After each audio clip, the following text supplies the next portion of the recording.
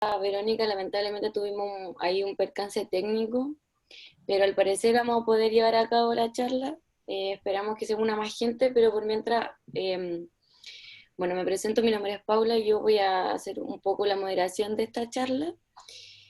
En primer lugar, agradecerles de que se conecten, de que participen a esta charla abierta sobre Derecho y Gestión Ambiental Territorial, en donde se van a ver algunos tópicos, algunos contenidos que se ven dentro del diplomado en Gestión Ambiental que comienza el próximo 2 de noviembre. ¿Ya? Bueno, lo primero es que la profesora Verónica nos va a dar algunas palabras de bienvenida a esta charla. Ella es la directora del Centro de Ordenamiento Territorial de la Universidad de Santiago, que es quien dicta el diplomado en gestión ambiental. Bueno, hola a todos los presentes, dar los agradecimientos y las disculpas por estas circunstancias, como ya dije anteriormente, ajenas al programa, un problema de red de la señal que lamentablemente a mí no me funcionó y que el profesor Enrique Rubinek nos tuvo que compartir nuevamente el enlace. Les doy los agradecimientos a ustedes por participar de esta charla y de esta convocatoria. Les comento que nosotros estamos encargados y llevamos la dirección del programa Centro de Ordenamiento Territorial de la Universidad de Santiago, en el que se albergan una serie de diplomados, en especial este, que es el Diplomado de Gestión Ambiental Territorial, y que vamos a hablar ahora de algunos de los contenidos sobre este diplomado. Con el cuerpo académico consideramos que es sumamente relevante hablar hoy en día de lo que es la gestión ambiental, la ley REP, que está siendo muy considerada para los sistemas de gestión ambiental, y vamos a hablar sobre los instrumentos de gestión ambiental. Entonces, la primera parte yo voy a hablar de algunos conceptos, de algunas definiciones, y luego el profesor Enrique Rubinek va a hablar de esta legalidad, de esta ley REP, la ley 20.920, y el profesor Gabriel Cárdenas es quien va a hablar de la evaluación ambiental estratégica como instrumento de gestión ambiental. Y luego vamos a dejar tiempo para una ronda de preguntas. Entonces, bueno, primero que nada, quiero comentarles o hacer una pequeña introducción sobre esta temática. Ay, Y antes un de explicar... segundito, disculpe, Verónica, antes de que comience como tal su exposición, voy a hacer una breve descripción de quiénes son nuestros expositores. En primer lugar, bueno, está usted, Verónica, que como les decía es la directora del programa. Además también ella es ingeniera civil en geografía, es académica, máster en filosofía, en planificación y ciencia regional, y miembro de la Sociedad Chilena de Geografía. Por otro lado también tenemos al profesor Enrique Rubinek, quien es abogado, docente y magíster en Derecho Ambiental con un postítulo en Derecho Administrativo y Ambiental. Y por último tenemos al profesor Gabriel Cárdenas, quien es ingeniero civil industrial, doctor en ciencias de la ingeniería, académico y presidente de la empresa AGC Ingenieros y Consultores. Antes de comenzar como tal, quería volver a comentarles para los que no estaban que la charla va a ser grabada, así que después van a tener un registro de ella, y que la última fase luego de las exposiciones va a ser la ronda de preguntas, para que las preguntas que les vayan surgiendo por favor las vayan dejando en el chat. Luego yo las voy a recopilar y al final vamos a discutirlas. Bien, entonces gracias por su atención y le doy el paso a la profesora Verónica para que nos dé la introducción del diplomado en gestión ambiental. Bueno, como les comentaba, vamos a hablar un poco de los conceptos y definiciones que son necesarios para después introducirnos a lo que es la ley REP y los instrumentos de gestión ambiental.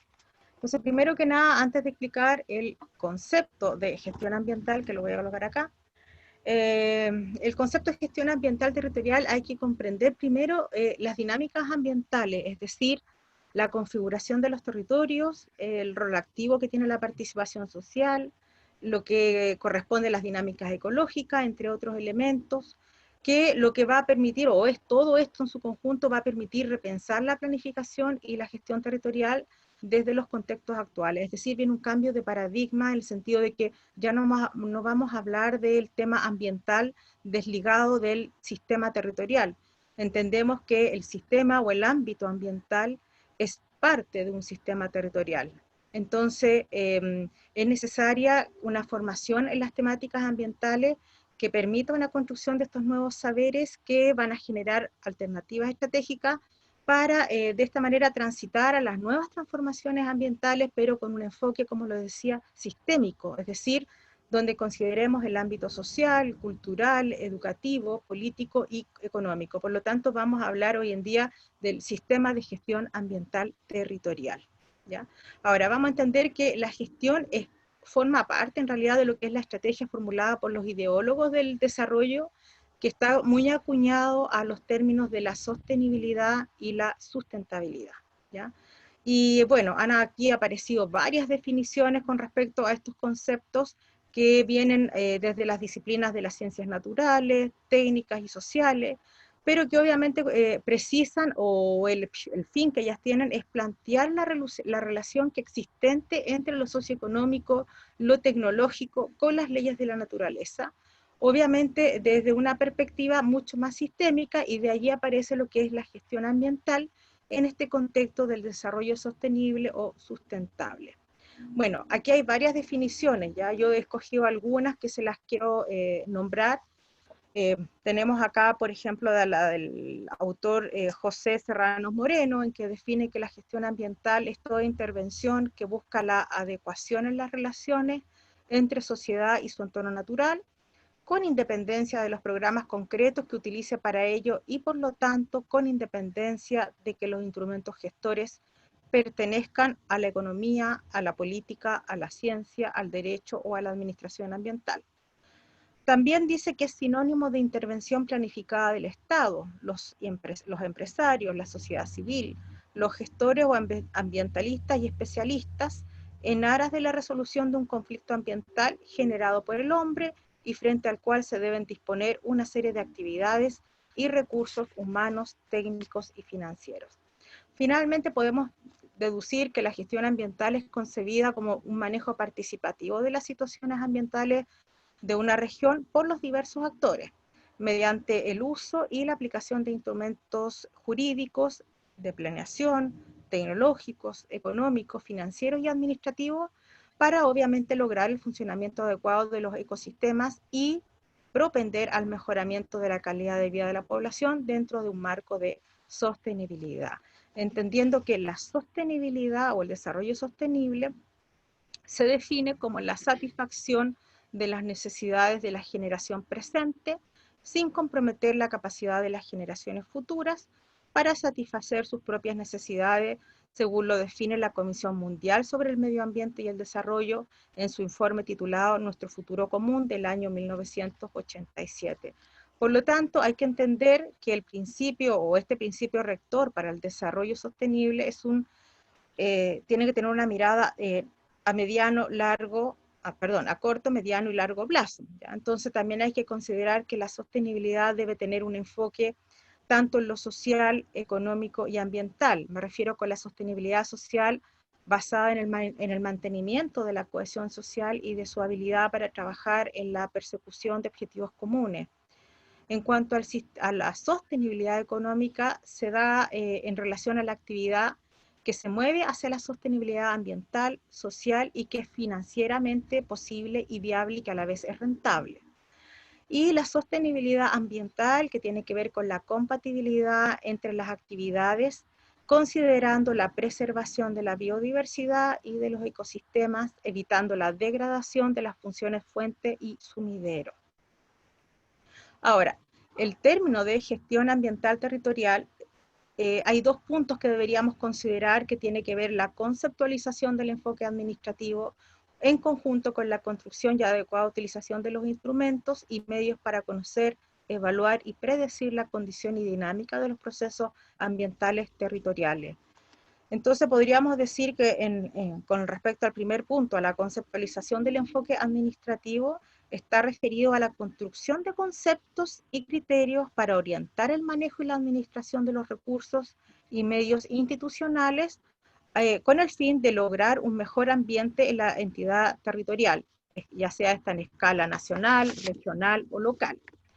Y también es la construcción adecuada y de la utilización de los instrumentos y de los medios para conocer, evaluar, predecir la condición y la dinámica que van a tener los procesos ambientales en los territorios, lo que obviamente va a requerir conocer el territorio, tanto de sus características y particularidades, sus potencialidades y sus problemáticas, sus fortalezas y sus debilidades relacionadas con la condición ambiental. También tiene que ver con el conocimiento de los recursos naturales, es decir, las condiciones de oferta y demanda y las condiciones para su conservación y aprovechamiento. Y obviamente hay que considerar el desarrollo de métodos y la aplicación de instrumentos que permitan planear, coordinar, ejecutar y evaluar acciones para estos proyectos de carácter ambiental. En su conjunto, todo esto va a permitir implantar o implementar dentro de la empresa lo que es un sistema de gestión ambiental que se puede definir como una herramienta que nos ayuda a organizar y formalizar mediante procedimientos la protección al medio ambiente.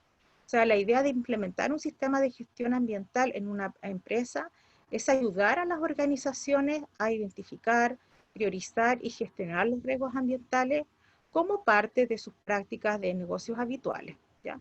Y eso considera hoy en día lo que se ha denominado como la famosa ley REP, la Ley Responsabilidad Extendida del Productor, que nuestro colega aquí, el abogado Enrique Rubinek, va a explicar específicamente cómo esta funciona y opera para nuestras organizaciones o nuestra empresa. Así que ahora le cedo la palabra al señor Enrique Rubinek. Muchas gracias. Muchas gracias, profesora. No sé si se me escucha. Me gustaría, Paula, o que alguien me Sí, diga. se escucha bien. Perfecto. Entonces, lo otro es que tuvimos algunos problemas con la señal, entonces les pido disculpas porque también estoy ingresando a las personas que están entrando a la sala en este chat. Entonces voy a pasar a compartir pantalla.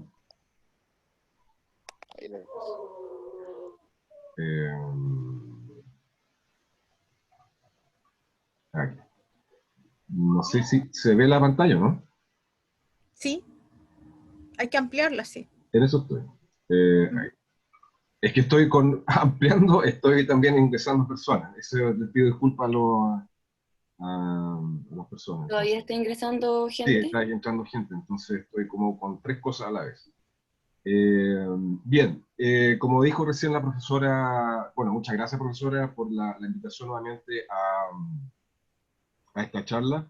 Y vamos a conversar hoy día respecto a la ley 20.920, como ustedes pueden ver en las slides en la pantalla, sin antes hacer un pequeño punto aquí. Y es lo siguiente, y es que la ley 20.920, que es la ley de responsabilidad extendida del productor, ¿no es cierto?, hay que entenderla como dentro de lo que es el diplomado de instrumentos de gestión ambiental, como uno de los instrumentos de gestión ambiental que está dentro de la normativa ambiental, y con esa normativa me refiero a la ley 19.300.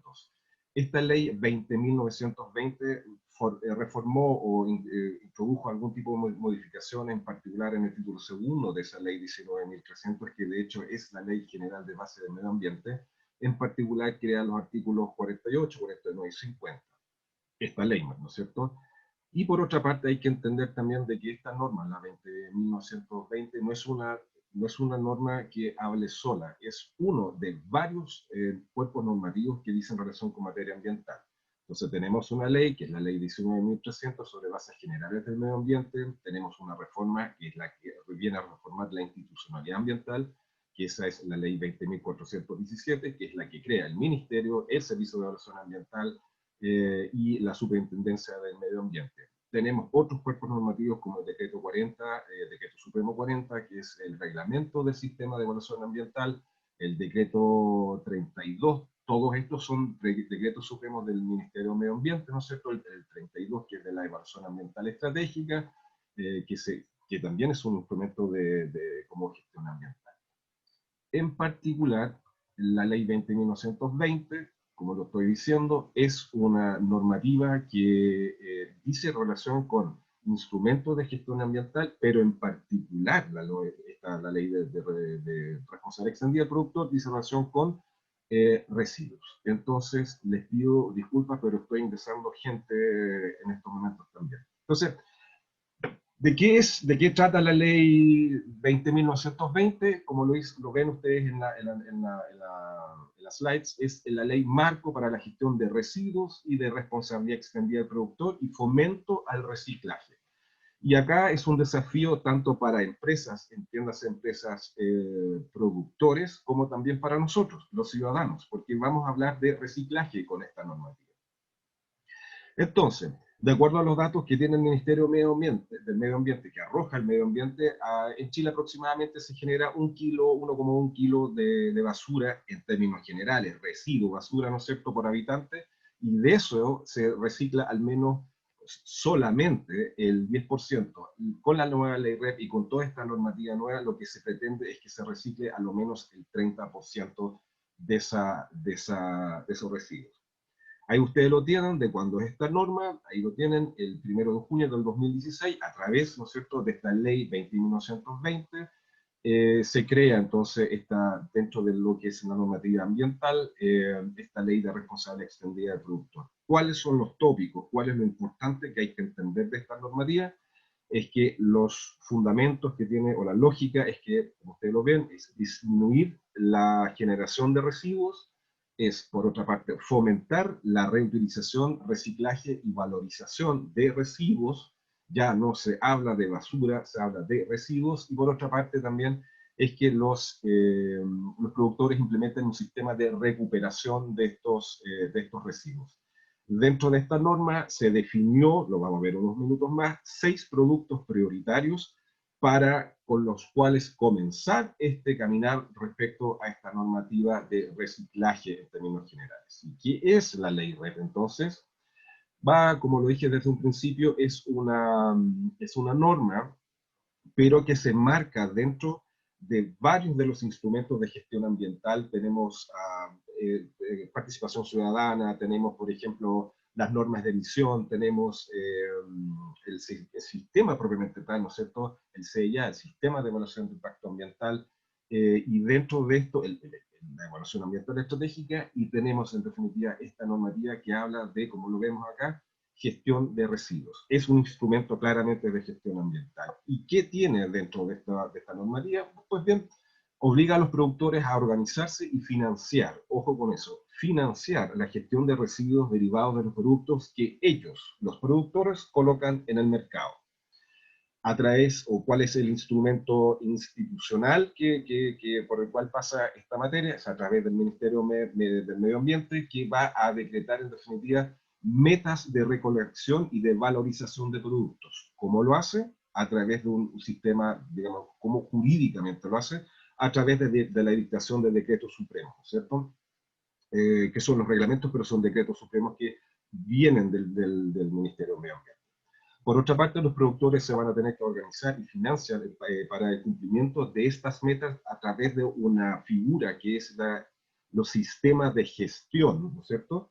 Y cerrando todo este ciclo va a estar la Superintendencia del Medio Ambiente, que tiene, como toda superintendencia, la obligación de fiscalizar, y en el caso del incumplimiento de estas metas que se encuentran dentro del decreto supremo, ¿no es cierto?, va a aplicar la sanción que corresponda a aquellos productores o eventualmente sistemas de gestión que no den cumplimiento a estos reglamentos, perdón, decretos supremos, pero que son metas en definitiva que se establecen acá.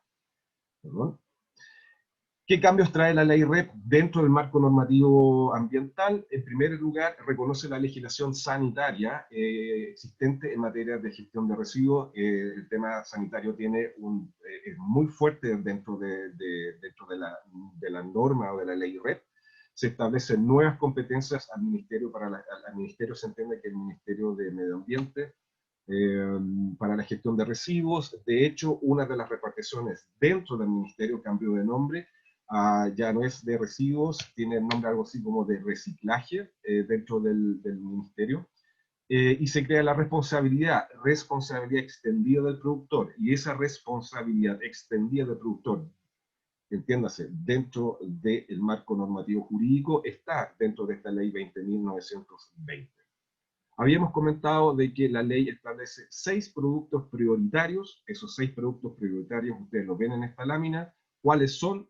aceites y lubricantes, baterías, pilas, aparatos electrónicos o sea, eléctricos y electrónicos, envases y embalajes y neumáticos. ¿Cuáles fueron los criterios para los cuales aplicar esto? Para definir cuáles eran estos productos prioritarios. Los fundamentos fueron que fuesen de consumo masivo, que el volumen que ellos significaban, ¿no es cierto?, fuera significativo también, que por otra parte puedan significar residuos peligrosos. Por otra parte, también son criterios que se ocuparon, ¿no es cierto?, para contemplar estos seis productos prioritarios, la factibilidad también de la valorización. Ojo, de estos 6 productos prioritarios, solamente tenemos, de lo que conversamos recién respecto a estos decretos supremos, solamente tenemos 2 decretos que están todavía, digamos así, ya salieron a la luz o ya nacieron, pero están con algún tipo de complejidad en cuanto a su aplicación, y dice relación con, lo tienen acá, envases y embalajes y neumáticos. Esos son los 2 decretos que están en vigencia, que podemos decir que han nacido, pero no se han implementado al 100%, pero existen estos decretos en todo caso, del Ministerio del Medio Ambiente a través de los decretos supremos.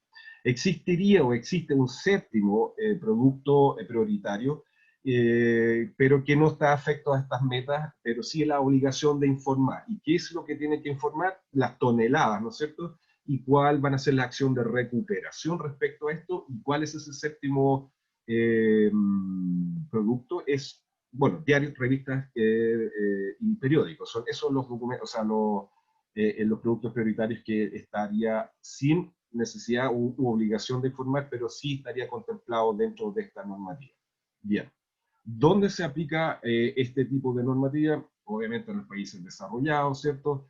Ustedes lo pueden ver en la lámina, aproximadamente son 36 países donde se utiliza este tipo de normativa o este tipo de economía circular, por decirlo de una forma también. La ley de REP Chile, la 20.920, hay que decirlo claramente, no voy a decir que es una copia, pero está basada y tiene como su fundamento la normativa que se ha aplicado y se implementa en España. Desde ahí viene la ley REP que nosotros tenemos, que como lo vimos recién, es del año 2016, que nace en la vía del derecho. ¿Qué regula la ley REP? Primero, la certificación, rotulación y etiquetado de los productos, obviamente. También existe el sistema de depósito y de reembolso, el ecodiseño de los productos, y por último, existen algunos mecanismos que dicen relación con la separación en origen y recolección selectiva de los productos, el manejo ambientalmente racional de los residuos y la prevención de la generación propiamente tal de los residuos. Acá una cosa fundamental, y hay que entender esto, ¿cuáles son los actores que dicen relación con la normativa de la ley REP? En términos generales, podemos hablar de que están los productores, los gestores, los vamos a ver todos de una forma bastante rápida, pero son aproximadamente 6 los actores que van a tener algún tipo de injerencia en esta materia. Partimos por el primero, que es el productor de productos prioritarios. ¿Y qué va a entender la normativa de productores de productos prioritarios? En primer término, tenemos a aquel fabricante o importador que, y aquí viene un pequeño, hay que tener un ojo cómo lo define la ley. Lo que señala la ley es esto: el que coloca un producto prioritario, PP, en el mercado nacional por primera vez. Eso se va a entender que es un productor para la ley. En segundo término, aquel productor, ¿no es cierto?, que coloca un producto prioritario en el mercado, ¿no?, en el mercado bajo marca propia, pero adquirido de un tercero que no es el primer distribuidor. Y en tercer lugar, aquel que importa un producto prioritario para su propio uso. En este último caso podríamos hablar, por ejemplo, en el caso de neumáticos, piensen ustedes en la minería, por ejemplo, ahí se importan ese tipo de productos, ¿no es cierto?, pero es para su propio uso. No estamos hablando de una situación de un individuo, estamos hablando de empresas, por ejemplo. Entonces piensen ustedes solamente en todo lo que es la materia minera, la cantidad, por ejemplo, de neumáticos que se importan, ya sea para las camionetas o para los camiones propiamente tal que hacen la faena minera. Ahora bien, ¿cuáles son las obligaciones que van a tener estos productores de productos prioritarios? Primero, registrarse en un catastro público de productores de productos prioritarios. Eso estamos analizando, desglosando la ley 20.920, ¿cierto? Hay un micrófono abierto. Si tiene algo, en la cabeza lo mata, o tiene un cuchillo lo mata. No sé cómo silenciar. Alguien tiene su micrófono Sí. abierto, por favor, silencio. Entonces, repito nuevamente, ¿cuáles van a ser las obligaciones de los productores de productos prioritarios? En primer término, registrarse en un catastro público de productores de productos prioritarios. En segundo término, organizar y financiar la recolección y tratamiento de residuos de productos prioritarios a través de un sistema de gestión. Tercero, es asegurar el tratamiento de residuos de productos prioritarios recolectados, realizado por gestores autorizados. Nos vamos a ver cuáles son esos gestores. Y cuarto, dar cumplimiento a las metas de recolección y metas de valorización de residuos de los productos prioritarios y otras obligaciones. Y cumplir con estas metas son las que habíamos comentado. Son esas metas que se han establecido y se van a establecer a través de los decretos por el Ministerio del Medio Ambiente, que hay que decirlo que va de menos a más. Estamos hablando de 2020, esto va a empezar a marchar más o menos a partir del 2023-24 y de aquí al 2030 para hacer la recuperación, como lo comentamos desde un principio, al menos del 30% de los residuos. Gestores, otro actor, ¿no es cierto?, van a ser los gestores de residuos de productos prioritarios. ¿Cuál es la obligación de estos gestores? Primero es estar autorizados para el manejo de residuos según la normativa vigente, y eso va a significar todo un trámite desde el punto de vista administrativo de inscribirse y de dar cumplimiento con las normativas y de las exigencias que la autoridad administrativa, entiéndase en este caso el ministerio, le solicite. Está registrado obviamente ante el Ministerio del Medio Ambiente. Tercero, declarar al menos tipo, cantidad, costo, origen, tratamiento y destino de esos residuos a través del registro de emisiones y transferencia, que es en definitiva el RED-C, que eso ya está operando bastante tiempo, y eso está en la página del Ministerio del Medio Ambiente, ¿no es cierto? Pero es a través del RED-C en donde se hacen desde ya, entre comillas, ya se hacen esas declaraciones que me refiero al tipo de residuo, la cantidad y los costos y el origen, etcétera, que la ley lo menciona. Otro actor importante van a ser los recicladores de bases, que yo encuentro que van a ser fundamentales. Estamos hablando precisamente de recolectores de base, en el sentido de aquellas personas que nosotros estábamos acostumbrados a ver en un triciclo, por ejemplo, o que se recogiendo algunos de los residuos que se pueden dejar fuera de nuestros domicilios. Esas personas van a tener una importancia trascendental dentro de lo que es ley REP. Beneficios y obligaciones que tendrán los recicladores de base es contar con una definición especial que se le reconoce como gestores para la ley de fomento al reciclaje. Y aquí viene un tema muy importante, y es que esas personas van a tener que certificarse y van a tener que tener algún tipo de educación en este tipo de materia, es decir, van a tener que tener cursos, y esos cursos lo vamos a ver también, están obligados ya sea los mismos productores organizados a través del sistema, de los sistemas de gestión, o las mismas municipalidades van a tener que darle capacitación a estas personas para poder formar parte de estos recicladores de base. Además tendrán la obligación de registrarse para participar en la iniciativa. Va a ser un plazo de 5 años, y la necesidad de certificarse en el marco del Sistema Nacional de Certificación de Competencias Laborales. Una de las cuestiones trascendentales que crea la ley REP, y dado la pandemia, tenemos en vista ya de que es una generación de empleo para estas personas, pero de una forma organizada y de una forma certificada de todas maneras. Entonces, los recicladores de base, como lo acabo de decir, van a ser uno de los eslabones fundamentales para este tipo de normativa. El consumidor de productos prioritarios, que es otro actor obviamente, ¿qué debe hacer el consumidor? Bueno, eso somos nosotros, primero separar y entregar el residuo de un producto prioritario a un gestor de productos prioritarios, y por último, por otra parte también existiría el consumidor industrial, que puede valorizar por sí mismo o a través de gestión de un gestor autorizado. Así lo explica la normativa. Ahora bien, los otros actores de la ley REP son las municipalidades. Y en ese sentido, dado que estamos en la Facultad de Ingeniería Geográfica, las municipalidades en este sentido tiene una importancia trascendental, es porque va a ser a través de este órgano administrativo del Estado en donde se van a gestionar, si no al 100%, la gran mayoría de todas lo relacionado, perdón, con los residuos. ¿Cuáles van a ser las obligaciones de la municipalidad? Ustedes lo pueden ver.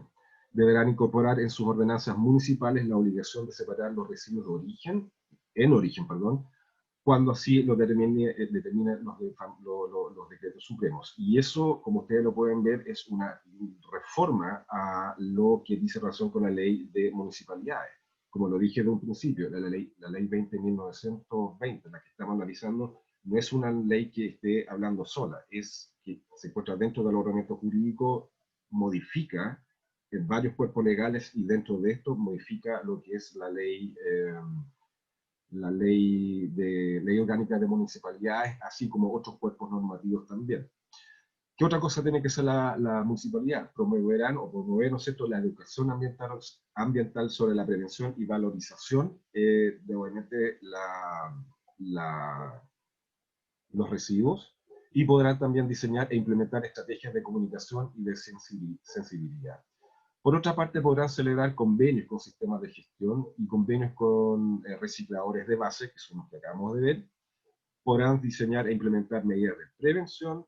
Se pronunciarán fundadamente sobre solicitudes de permisos, no precarios, para el establecimiento de la instalación y o operación de instalaciones de recepción de almacenamiento. Eso dice relación con acopiar, en definitiva, residuos dentro del territorio comunal, y que exista, en definitiva, algún tipo de espacio en el cual se pueda hacer esa acopio. Ustedes lo pueden ver en esa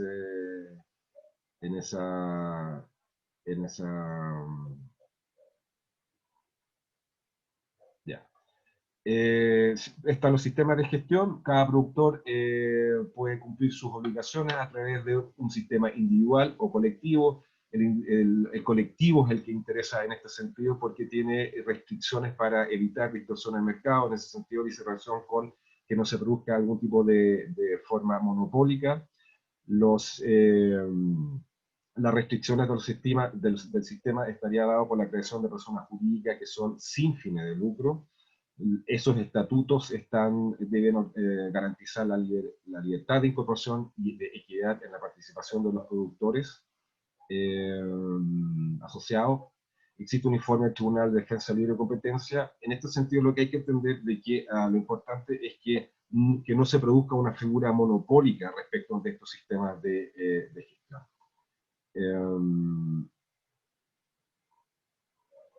Y voy a terminar con esto porque ya el tiempo ya se pasó volando. Obviamente, ¿cuál va a ser la entidad que va a fiscalizar esto? Es la Superintendencia del Medio Ambiente, y que sus multas, va a haber, las sanciones pueden ser multas desde 1.000 hasta 10.000 UDA, unidades tributarias anuales, y también una amonestación por escrito. Que es lo mínimo, en definitiva. Me quedan algunas cosas, pero vamos a terminar acá por el tiempo, para dejar después con las preguntas. Le cedo entonces la palabra al profesor Gabriel Cárdenas. Déjenme dejar de compartir. Ahí está. Muchas gracias por la explicación, profesor Rudinek. Vamos entonces con lo que nos tiene que decir el profesor Gabriel Cárdenas en cuanto a los instrumentos de gestión ambiental. Está muteado, profesor.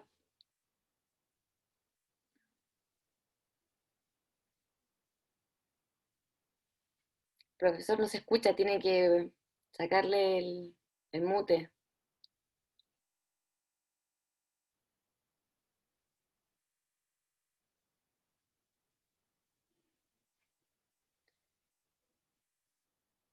Profesor, ¿me escucha? No, no lo escuchamos nosotros porque tiene que Ahora sacarle. sí, Ahí ahora sí. sí. Es que estoy con serios problemas de red. Les pido las disculpas a todos, pero estamos con serios problemas en la comunicación. Así que las disculpas. Ok. Ahora sí. Vamos a compartir acá. Perfecto.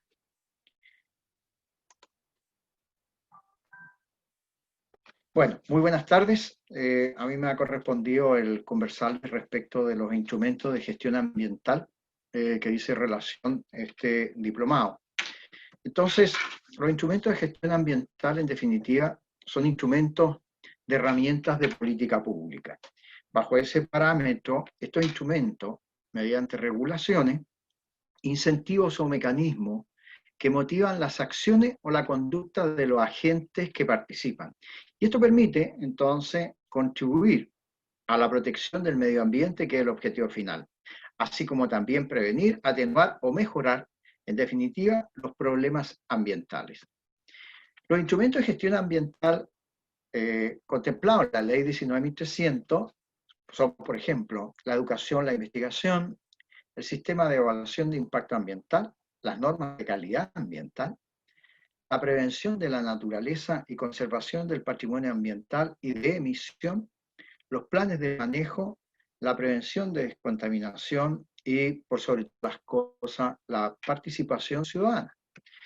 No obstante, conforme a que nuestro país ha ido avanzando y profundizando respecto de la gestión en materia ambiental, han incorporado nuevos instrumentos que, junto con abordar temas relevantes para la gestión ambiental, dan respuesta, en definitiva, a la exigencia y a los compromisos internacionales. Y es acá donde tratamos de enfocar el diplomado en este sentido, entregándole alguna de estas herramientas a los alumnos. Bajo este tenor, entonces, nuestro diplomado medioambiental abarca, entre otros instrumentos, lo que dice relación del sistema de gestión medioambiental en la norma ISO 14001 respecto de la importancia que tiene la identificación de aspectos de impacto ambientales, toda vez que partiendo de acuerdo a lo que dice la 19.300 para hacer una evaluación ambiental, tenemos que identificar cuáles son los aspectos de impacto ambiental. A su vez, también acá nos abrimos respecto de la línea base en el sentido de poder identificar variables ambientales aplicables. Por otro lado, vamos a ver el sistema de evaluación ambiental, que dice relación, ¿cierto?, a que todo proyecto nuevo o modificación del mismo, de acuerdo a lo establecido en la ley 19.300 y la modificación de la 20.417, donde incorpora y crea el Ministerio del Medio Ambiente y la Superintendencia de Medio Ambiente, los proyectos se deben de evaluar mediante la pertinencia.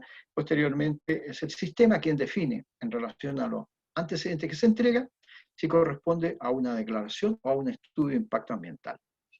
Por otro lado, instrumento que vamos a ver es la evaluación ambiental estratégica, con la importancia que tiene desde el punto de vista territorial, en que dice relación básicamente a que todos los proyectos ahora necesariamente se tienen que someter a esta evaluación ambiental estratégica, como por ejemplo, para que se entienda el grave problema que tenemos a nivel país de la zonificación de borde costero. El problema que tienen algunos municipios en que sus planes reguladores tienen más de 30 años. Entonces, requiere urgente de tomar nuevas modificaciones y tomar acciones desde el punto de vista comunal, regional, y de esa manera poder dimensionar las ciudades respecto a los requerimientos ambientales propios de cada una de estos nuevos instrumentos. Por otro lado, tenemos los 17 Objetivos de Desarrollo Sustentable, ¿no es cierto?, los ODS, en que nuestro país lo está llevando adelante, forma parte de la Agenda 2030, por lo tanto es un tema que no es menor respecto al gran desafío que nos corresponde. A su vez, otro instrumento que se toca es el Sistema de Certificación Ambiental, el SCAM, que es un sistema voluntario en el cual los municipios optan mediante este sistema a tener certificación que van de primero a cuarto grado, sin perjuicio de todos los otros instrumentos a considerar como parte propia de la bibliografía y o complementarios en que cada profesor, a través de cada unidad, les va a entregar de acuerdo cuando corresponda a la temática de cada módulo que forman parte de este gran diplomado ambiental. En el año 2005, la evaluación del desempeño ambiental realizada por la Organización de Cooperación y Desarrollo Económico a través de la OCDE reconoció la importancia y el avance, en definitiva, del país en relación a la implementación de instrumentos para la gestión ambiental, pero hizo varias recomendaciones para profundizar la implementación de algunos y también que desarrollar nuevos instrumentos. Bueno, como eso fue el gran cambio que tuvo la 20.417, ya que teníamos una ley, que es la 19.300, pero no teníamos un ministerio de medio ambiente propiamente tal. Y tampoco teníamos quien fiscalizara los temas ambientales específicos. Y en ese punto, nuestro país ha tenido un gran desarrollo y un gran crecimiento. Algunas de estas recomendaciones, como les comentaba, fueron plasmadas en la modificación de la ley 19.300 del año 2010. Y de ahí en adelante empezaron a cambiar muchas cosas, han salido muchas resoluciones en temas ambientales. Es así como mediante la ley 20.417 se incorporaron nuevos instrumentos, específicamente la evaluación ambiental estratégica, que ya forma parte y está dentro de las definiciones de esta modificación de la ley 19.300, y lo más importante, el acceso a la información ambiental, en forma genérica de los diferentes estamentos que participan, directa e indirectamente, públicos y o privados, en lo que habla respecto de todo lo que es la gestión ambiental del país. Asimismo, entonces, se creó el Ministerio del Medio Ambiente con funciones específicas que complementan la utilidad y la labor de todos los instrumentos, en definitiva, de gestión ambiental. Por lo tanto, solamente hacerles la invitación a todos quienes nos han seguido y escuchado para tener, ¿no es cierto?, y responder ahora a alguna consulta que tengan a objeto de aclarar algún punto con el mayor de los gustos. Así que desde ya los dejo invitados a participar en este chat de preguntas y respuestas y, por supuesto, los esperamos con el mayor de los agrados en este nuevo diplomado que se va a iniciar ahora en noviembre de este año. Muchas gracias. Adelante, Paula. Gracias, profesor. Bueno, como decía el profesor Gabriel, si alguien tiene alguna consulta, alguna duda o algún comentario sobre las cosas que expusieron los profesores, este es el momento para manifestarlo. Ya, lamentablemente la profesora Verónica tenía muy mala señal, así que al parecer se cayó y no ha podido volver. No, pero me pidió por eso que hice el cierre. Perfecto. Por lo mismo, bueno, tenemos aquí a los dos profes para poder resolver algún tipo de duda sobre los temas tratados, o también si hay algún tipo de duda sobre el diplomado en sí. Aquí tenemos una consulta de Dafne, dice, hola, ¿cuál es la función de la evaluación ambiental estratégica? Perfecto. Dafne, la función fundamental de la evaluación ambiental estratégica es poder definir el territorio en términos específicos medioambientales. Hay varios puntos que debe de cumplir la evaluación ambiental estratégica, pero lo que busca en sí es que las ciudades o las comunas estén organizadas de manera tal de que los tres pilares de la sustentabilidad que hemos conversado desde el inicio, que es la parte social, la parte económica y la parte medio ambiente, vayan tomados de la mano. Que las ciudades cambie esta gran problemática que tenemos en relación a pocos espacios de zonas verdes, sobre todo en la zona norte, ¿no es cierto?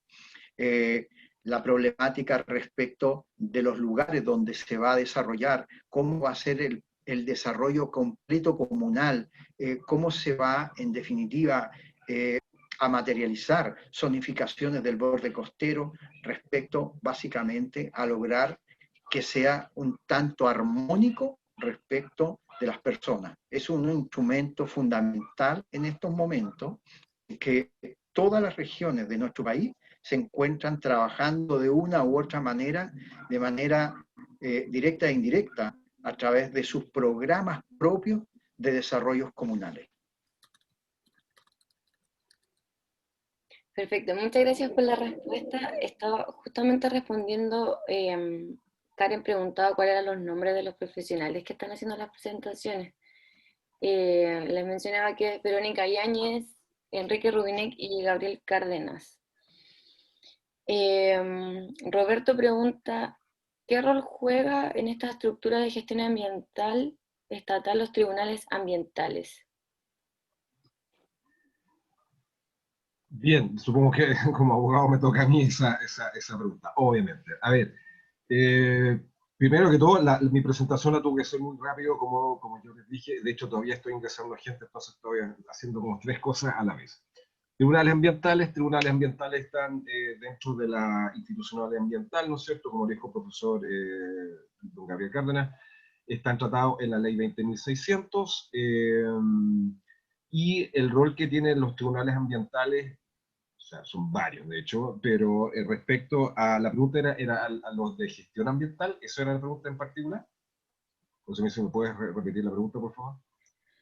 La pregunta dice, ¿qué rol juega en esta estructura de gestión ambiental estatal los tribunales ambientales? O sea, ¿qué rol juegan los tribunales Ya, ambientales? a ver, ya perfecto, lo podemos ver desde varios puntos de vista. Voy a tocar 2 puntos bien rápido.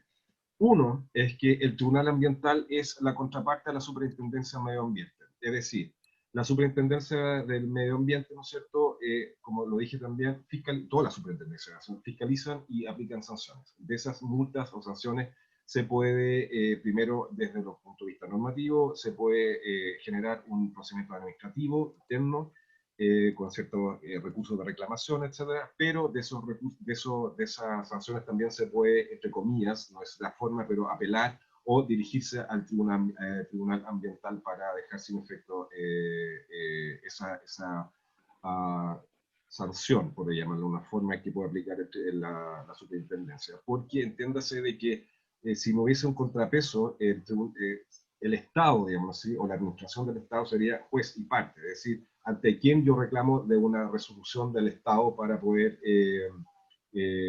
hacer valer mi derecho en este sentido.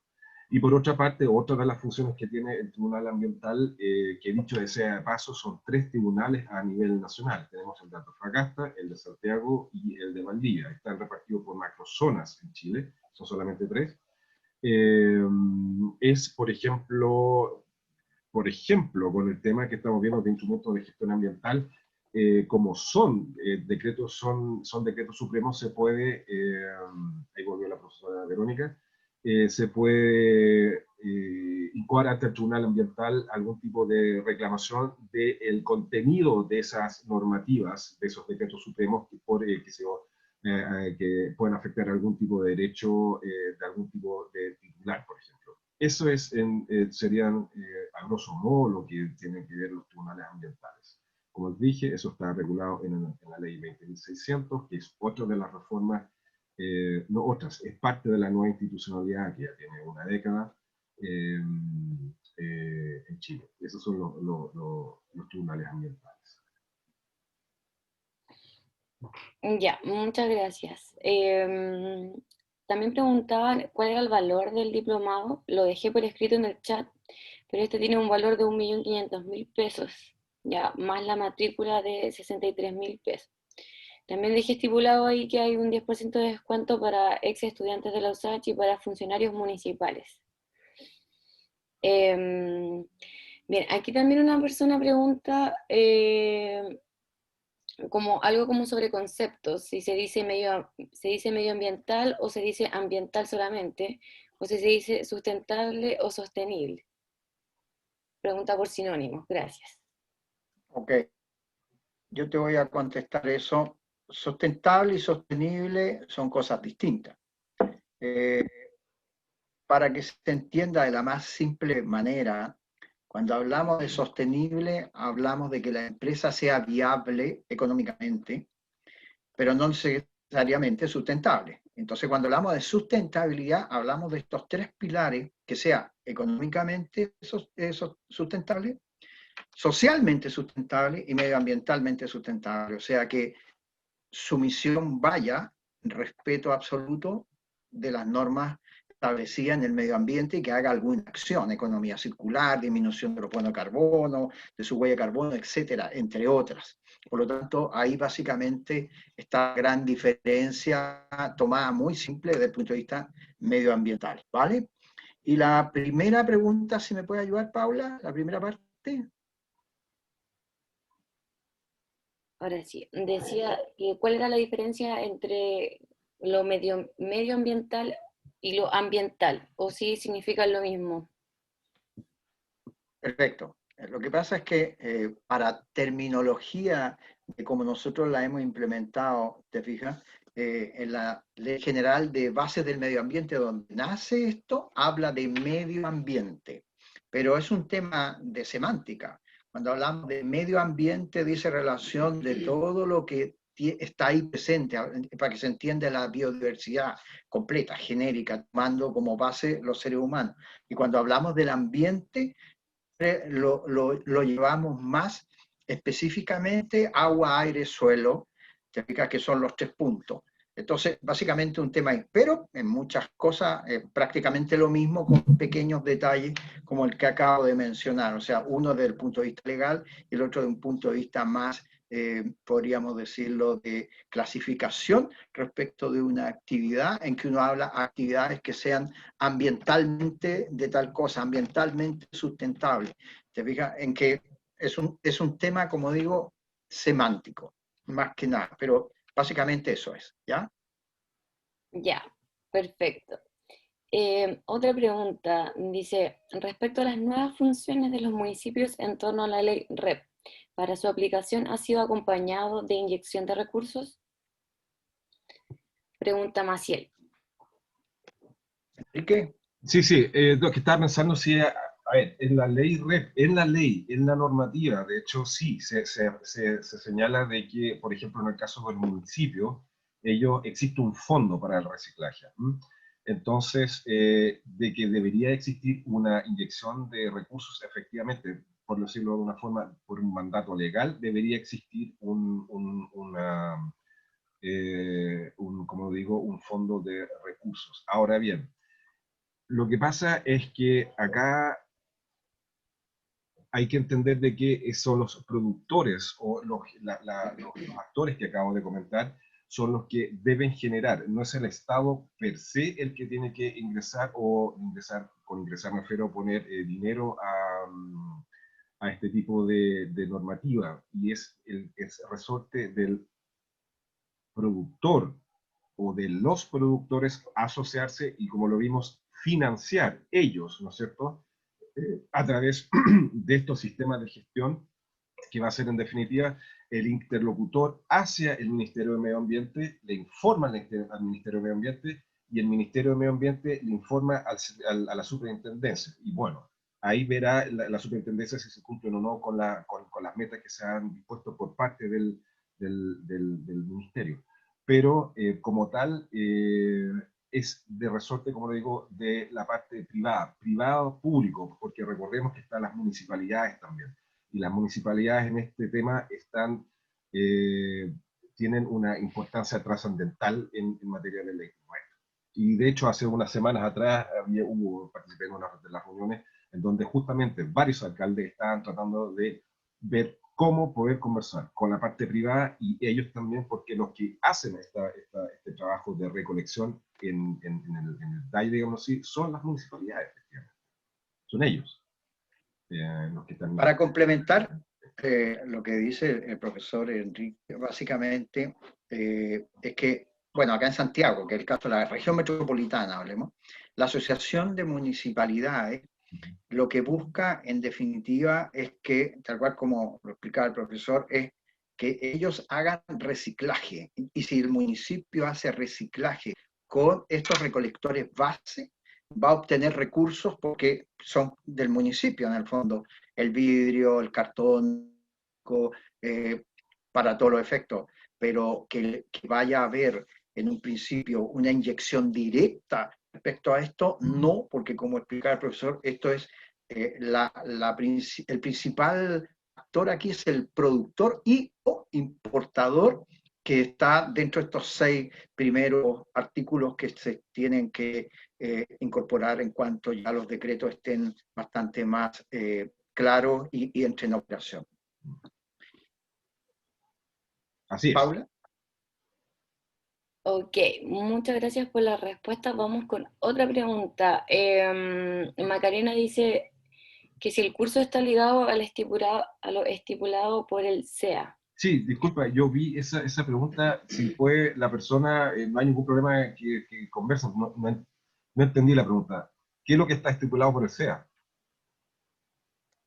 ¿El curso en completo? Eso Sí, es lo no entendí, vi la pregunta, no la entendí. Claro.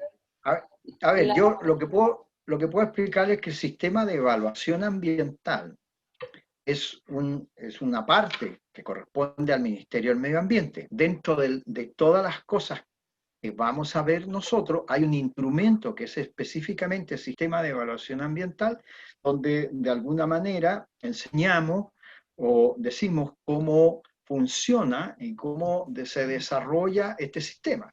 Te fijas, a dar a conocer básicamente no la ley 19.300, sino que lo importante es establecer en el artículo 10 y artículo 11, donde dice y establece qué tipo de proyectos eventualmente van por declaración, qué tipo van por impacto. Pero ahora el sistema de evaluación ambiental es quien define, previa, con pertinencia, que antes no existía, es un cambio que viene ahora, y la pertinencia es donde uno describe el proyecto, en la actividad que va a ejecutar. Teniendo a la vista esos antecedentes, es el sistema de evaluación quien define, pero el diplomado abarca muchos temas. Uno de los temas es el sistema de evaluación ambiental. ¿Ya? Yo creo que a lo mejor por ahí va la pregunta. Sí. Sí, efectivamente, como lo dice el profesor, el SEA como Servicio de Evaluación de Impacto Ambiental, que es el administrador del sistema de evaluación ambiental, ¿no es cierto?, del decreto 40, que es el reglamento del sistema de evaluación ambiental. Obviamente, dentro del diplomado, obviamente nosotros vemos dentro de los distintos instrumentos de gestión ambiental, vemos, por ejemplo, lo que dice el profesor, que son cómo o qué tipo de proyectos tienen que entrar. Y ahí estamos hablando del artículo 10 y artículo 11 de la ley 19.300. O sea, declaración de impacto ambiental o un estudio de impacto ambiental, junto con todos los otros instrumentos de instrumentos de gestión ambiental, y obviamente desde el punto de vista jurídico, analizando cada una de las instituciones, ministerio, el SEA, la superintendencia, tribunales, etc. Si eso puede complementar la pregunta. Ya, esperemos que haya quedado claro para Macarena si haya sido esa su pregunta. Bien, otra pregunta era si el diplomado es conducente a algún magíster. Aquí la profesora Verónica igualmente respondió en el chat para que revisen, pero dice que efectivamente el diplomado hace que se rebajen las horas del taller de magíster en medio ambiente que dan el programa de Centro de Ordenamiento Territorial de la USACH. Y además da una rebaja del 10% en el arancel del primer año del magíster.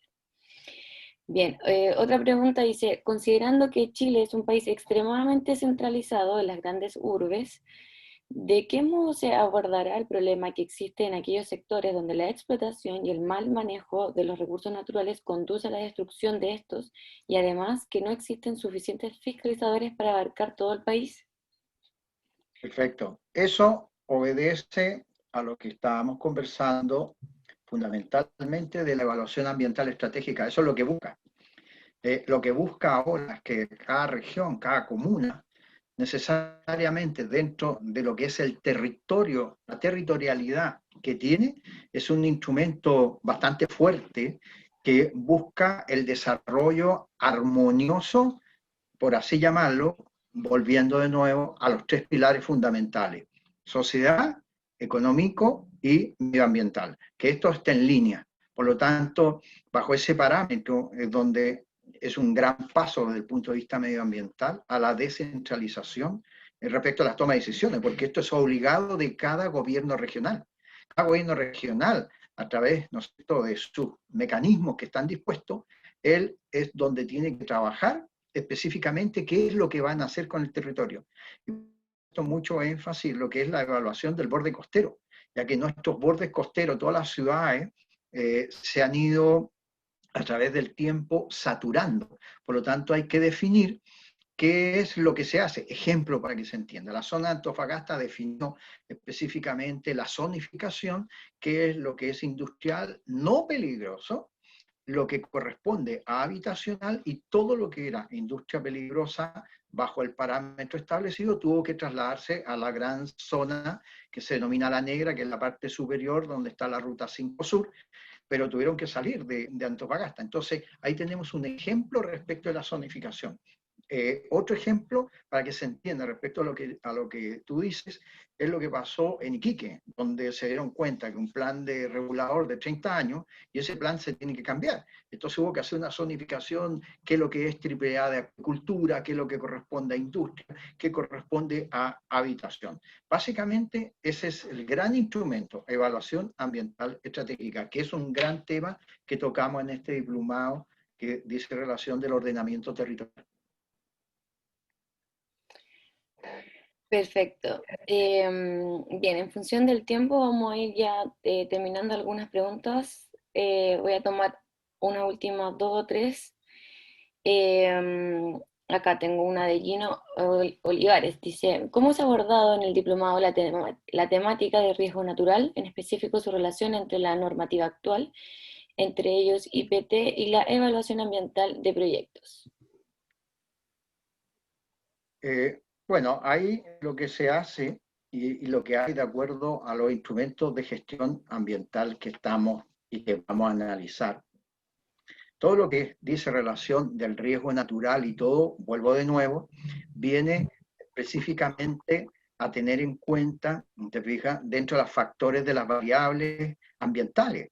La variable ambiental es una resolución emitida por el Ministerio del Medio Ambiente en la cual dice y establece que todos los proyectos a partir del año 2015 hacia arriba tienen la obligación de identificar y hacer seguimiento de estas variables ambientales que son obviamente informadas al Ministerio. Y una de las tantas variables es justamente lo que dice relación de riesgos naturales, producto de la geología, geomorfología, fluviometría, etcétera. Todas las variables están definidas y cada una de ellas se debe cumplir respecto de tener en cuenta este crecimiento que vaya tomado de la mano con los riesgos naturales que tenemos en las diferentes zonas del país.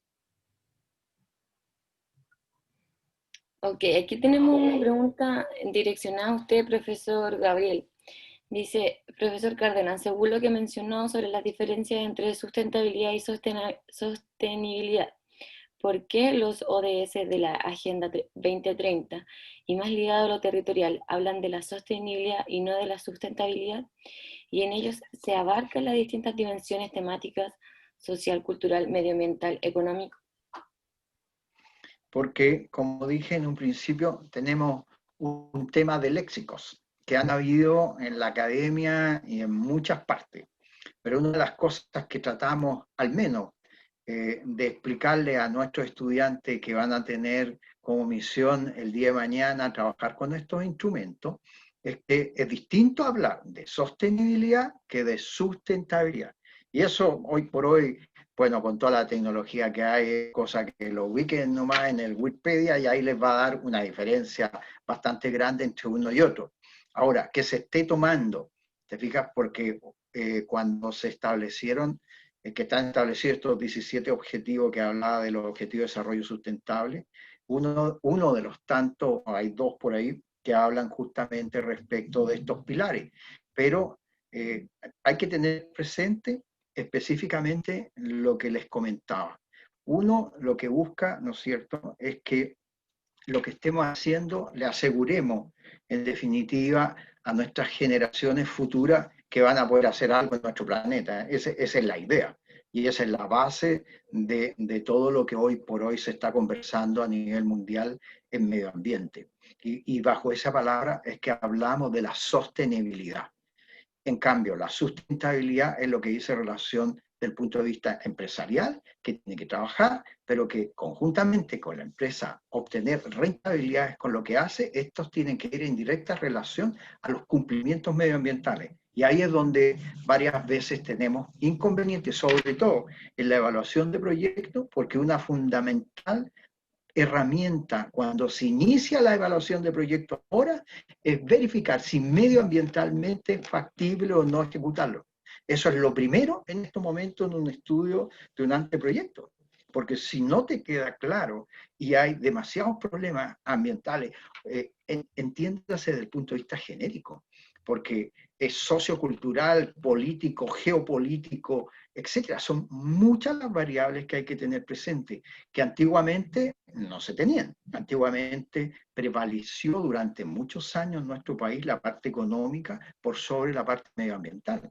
Este tema es relativamente nuevo y yo creo que por ahí es donde vienen estas confusiones, pero no es lo mismo hablar de sustentabilidad que de sostenibilidad. Más que claro. Bien, para cerrar la última pregunta que nos hace Yeldo, dice, estimados profesores, en relación a las zonas de protección, ¿cuándo se dice que es próximo a una zona protegida, próximo o cercano a una zona protegida? ¿Cuál es la distancia que se debe considerar para determinar si se debe ingresar al SEIA? Por ejemplo, un camino proyectado que se emplaza a 1 kilómetro del humedal. Lo que pasa es que tenemos zonas de protección que se han denominado, a ver, tenemos varias. Una en la parte agua y otro en lo que es territorio en tierra firme. Las áreas protegidas por el Estado son a lo que se establece a través de, básicamente, Dirección Frontera y Límite, dependiente del Ministerio de Relaciones Exteriores, donde tiene la misión de la administración de eventualmente, de todo lo que son estas zonas protegidas. Y por otro lado tenemos la CONAF, ¿no es cierto?, que es un tema ahí que entre FU y FA, y yo siempre lo he dicho así, daba que es público-privado. Entonces, bajo este parámetro, pero específicamente en lo que se establece a distancias, es que va a ir de acuerdo a cada región. Ojo, porque aquí hay resoluciones. Y las resoluciones que ya el profesor la puede explicar, te fijas, son actos administrativos de cada ente del Estado. Por lo tanto, difieren respecto específicamente a la pregunta en términos de metrajes entre una región y otra región. Hay una que prácticamente es que no vaya encima, o sea, que hay una franja de 1 metro, por decir algo, porque no está tan claramente establecido, como por ejemplo, para que se entienda, Dirección General de Territorio Marítimo dice y establece que la línea de la más alta marea, y yo sé que la línea más alta marea es donde llega lo que es territorio marítimo propiamente tal, pero en estas áreas va a ir en directa relación de la influencia. Entonces, si va a pasar, me explico, no sé, Pozo del Monte, y yo voy a hacer una planta fotovoltaica, y tengo un terreno o un área protegida, que es el sector donde están los tamarugos, entonces yo deberé de respetar una franja, pero que no está claramente establecida. 1 metro, 1 kilómetro, 200 metros, 300, o sea, se toma dentro de lo razonablemente por el mandante que vaya a ejecutar esto. No sé si Enrique quieres agregar algo más desde el punto de vista legal en relación a estas zonas de protección. En general, más que solamente a la pregunta en concreto, lo que usted dijo es correcto desde el punto de vista de que, como lo dije también en la exposición, todas estas normativas son actos jurídicos administrativos. Llámese, en este caso puede llamarse un decreto supremo, ¿no es cierto? Pero en definitiva van a ser las resoluciones, me refiero, de los organismos del Estado a la pregunta son actos jurídicos administrativos. Y por lo tanto, sí pueden ser, lo hago en relación con la pregunta del Tribunal Ambiental, pueden tener algún tipo de reclamación respecto a eso. Y eso sí se ha visto en algunos casos, y como bien dice el profesor, puede ir variando de región en región, como lo dijo el profesor. Ahora, en ese sentido también hay que entender desde el punto de vista de ordenamiento territorial, de que son, por ejemplo, lo que dice relación con ordenanzas o planes, no son propiamente tal leyes, pero tienen rango, por ejemplo, de leyes, porque son actos jurídicos administrativos, de quién en este caso, de la municipalidad, por ejemplo, pero se entiende que tiene un principio de legalidad. Pero insisto, esos actos jurídicos pueden ser tratados de ser impugnados, atacados, por decirlo de una forma, ya sea por vía administrativa propiamente tal, o a través de, en esta materia, que podría ser en materia ambiental, por ejemplo. Eso. Ya. Bueno, con esa última pregunta damos por finalizada la ronda de dudas, comentarios. Asimismo, entonces, estamos empezando a dar por finalizada nuestra charla. Le damos las gracias a todos los asistentes, a todos y todas, por participar, por entusiasmarse con la idea de especializarse. En ese sentido, los invitamos a que por favor visiten nuestra página web www.ordenamientoterritorial.cl, donde está toda la información sobre los distintos programas educativos que hay. Y bueno, ustedes que estuvieron con nosotros hoy día y a todos en verdad los que estuvieron interesados, les vamos a enviar el video y les vamos a enviar toda la información pertinente sobre el diplomado. O sea, todo lo que tiene que ver con la modalidad, los contenidos, los valores, etc. Así que eso, muchas gracias por su asistencia y esperamos que se entusiasme para el diplomado en gestión ambiental que comienza el próximo 2 de noviembre. Muchas gracias a todos y todas.